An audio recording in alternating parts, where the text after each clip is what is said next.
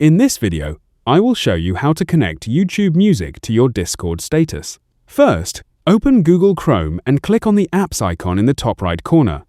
Once you're there, scroll down and select Chrome Web Store. In the Chrome Web Store, search for Premid and click on it. Then, click Add to Chrome and confirm by clicking Add Extension. Wait a few moments for the extension to install. Once it's installed, a Premid page will open automatically. Click Get Started. Next, you'll be asked to connect your Discord account. Click Connect Discord. Then scroll down and click Authorize.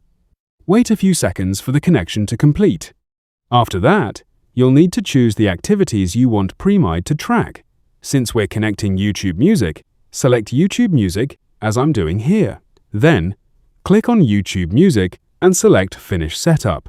Follow the on-screen instructions, and once you've completed them, click Finish to complete the setup. Now, open YouTube Music and play any song. As long as Premid is running and properly connected, your listening activity will automatically appear on your Discord profile and Discord status. That's it! This is how you can connect YouTube Music to your Discord status. If you found this video helpful, subscribe to our channel.